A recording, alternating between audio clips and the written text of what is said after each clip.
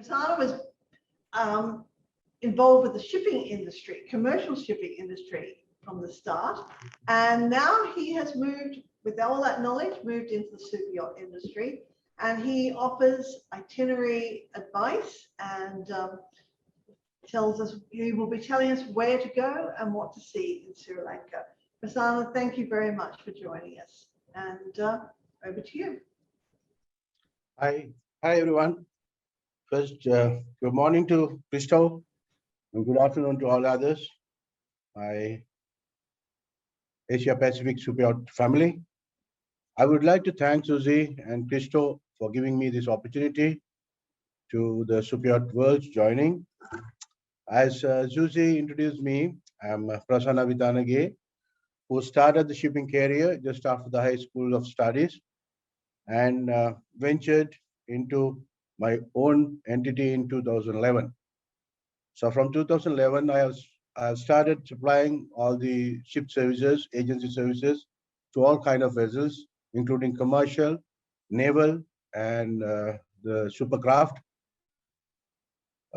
where I have seen the birth of Asia Pacific Shipyards in Sri Lanka. The Sri Lanka is a small country, as you're aware, in the Indian Ocean, surrounded by sea. It's an island. The country boasts its rich heritage and has a multi-religious, multicultural population of approx 22 million. So having said all these things, we have been going through the pandemic situation, which entire world is facing now. But I would like to say the Sri Lankan government has managed to keep the pandemic under control with having the strict health protocols. Although the airport was open for the tourism in late January, but still that is allowed to move under travel biobubble only. So the government is having, we as an industry having discussions with the government. The government is still to come up with a protocol for cruising and guests arriving by boats, by yachts to the ports. Of course, Sri Lanka is new to the yachting, and in some of infrastructure in place is not ideal for yachting. However, the little island is doing its best to showcase its rich heritage in the defense of tourism and encourage super yachts to call into the country. The best period of yachting in Sri Lanka is for cruising between October and April in the southern part of the country. There are serene beaches in the eastern part too. The country is suitable on the eastern part during May to September. So you must have seen the most of international travel journalists have declared Sri Lanka as one of the best destinations in the world to travel. Being an island, Sri Lanka is having a great opportunity to develop marine-based tourism too.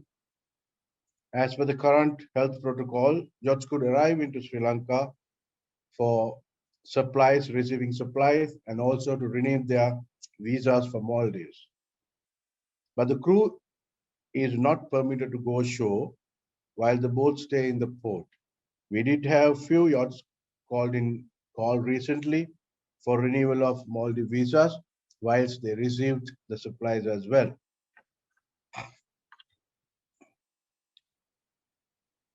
So you can see the previous slide. Ports of Sri Lanka. Sri Lanka does have four main commercial ports. They are Colombo, Galle, Trincomalee, and Hambantota. The first three ports are remaining under the government control, and Hambantota is solely a private controlled harbor. In addition to these the small coastal ports does not have marina that could accommodate super yachts. There are two marinas in Galle and the other one in Colombo, but they too are built to accommodate commercial vessels, the small commercial and sailing boats. So you can see in the slide, Kankasantura and Point Pedro, they are small ports on the southern northern part. Trincomalee is a commercial port. on the eastern part. Oliville, as I said, it's a small one. And Hambantota is the one is managed by the private sector. The Gaul is the very suitable place for the yachts, and Colombo, Mali for container vessels and other commercial bulk cargo. Out of the four main commercial ports, Port of Gaul, which is located in southern part of the country, most popular for the visiting super yachts. The port is a day port with the movement during the daytime from 8:30 hours to the 17 hours. The visiting yachts are accommodated in the new pier.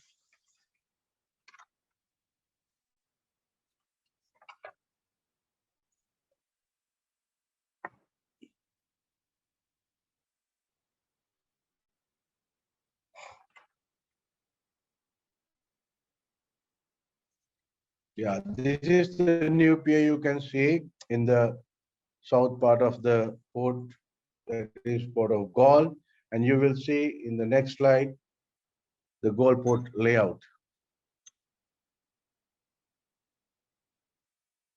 Yeah, this is the layout of the port.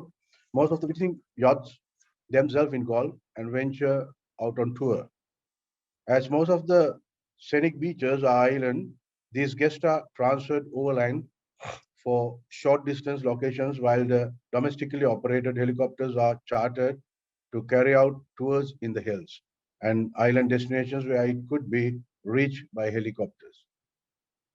There have been instances where ship yachts, super yachts, own helicopters have been operated on tours in the country under the supervision of Sri Lanka Navy, Sri Lanka Air Force. Veligam Bay, the next slide you will see, the Veligam Bay is used by visiting yachts to drop anchor and carry out water sports activities as well, as run the tenders via a private marina to embark guests on tour after clearing in the Port of Gaul customs authorities. So you will see from the next slide onward, when the Sri Lanka is mentioned, the first thing is come to the mind is travelers, is the serene beaches and tea plantations and the national park with the with the elephants. So you will see on these slides the beaches there and the tea plantation.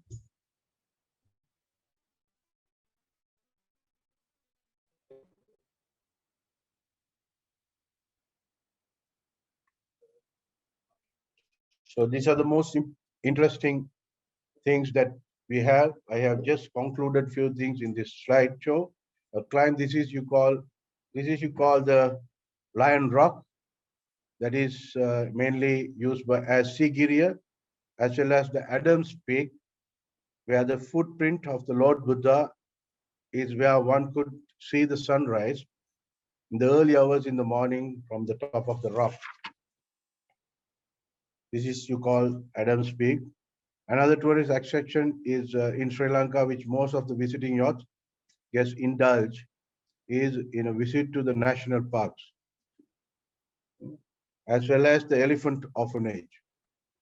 So this is Yala Vilpattu. You got sloth bears and leopards. In the Yala, likewise, while the Udawalawe and Min Area National Park, you witness herds of elephants.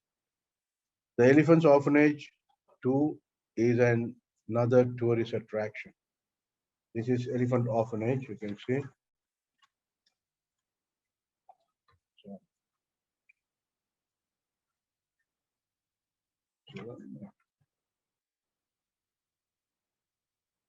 So the guest also could indulge of whale watching in Mirissa, which is in the southern district, and surfing during their tours. Although surfing is possible in the southern district in Sri Lanka, but the most popular surfing location is the eastern district, where you call Arugambe. You can see the whale watching, that is surfing, and you see the whale watching.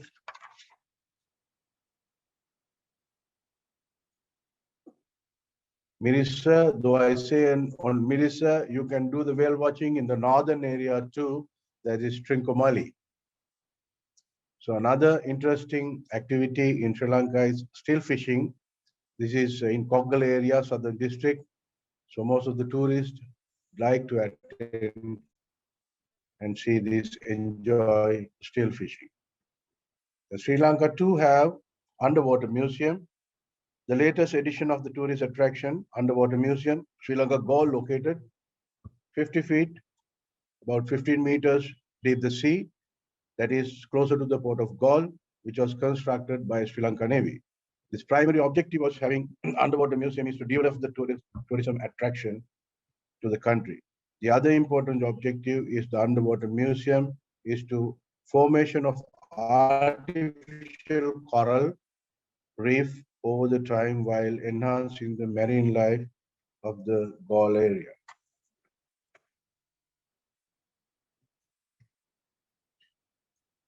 So though having these things, we got a nice waterfalls in Sri Lanka, highest waterfall density in the world with a recorded 382 waterfalls spread throughout the country. Sri Lanka is a place to see all kinds of waterfalls.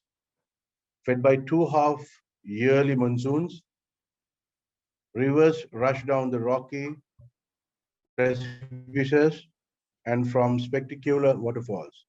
Only some of these spectacular waterfalls can be viewed with ease as the others are located inside thick forest and around the tea plantations. The waterfalls in Sri Lanka are well distributed, are not confined only to the hill country. Colombo district has 4 waterfalls, 2 of which are just 4 meters, with the other being 10 meters and 15 meters. Kurunegala district has just 1 of 6 meters. Gampa and Hambantota districts too have 2 waterfalls. The largest number of waterfalls are in the Ratnapura district, 109, followed by Nuwara 75 and Kegol 40. Some of the waterfalls have interesting folk tales and legends attached to them. In addition to the wow hotspot, the tourism, the visiting tours also could enjoy scuba diving, snorkeling, weaving of corals in glass bottom boats in the southern coast of Hikkaduwa, which is also a hot spot located for visiting tourists.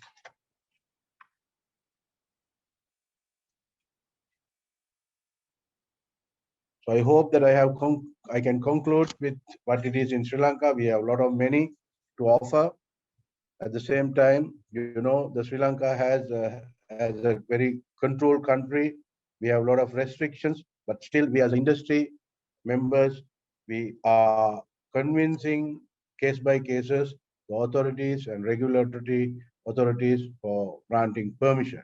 So thereby I can't say that everything is open here, but still you have the privilege of enjoying the activities, but everything is given case by case because as you know that we have been having past experiences for last 30 years, so still the remains are there. So therefore the country is keeping a very, very strict guidelines and everything to be followed by the users. So having said all these things, I will bring this presentation into end. And thank you for listening, everyone. So again, Susie and everybody, thank you very much. And best of luck to APSA team. And good luck. Over to you, Susie. Thank you very much, Prasanna. And I'm really interested to know, you were saying that Superyachts can bring their private helicopters in and be able to use them in Sri Lanka. Is that true? Yes, correct. We have the private helicopters, not only the private, we have the government, the Air Force helicopters, we too can hire them. So we are allowed to use them. That's very interesting to know. I'm sure that a lot of explorer yachts will be interested to come to Sri Lanka in the future. It's a beautiful island. I've been there and I can highly recommend it. Oh, great. Thank you very much, and we'll come back to you with questions later.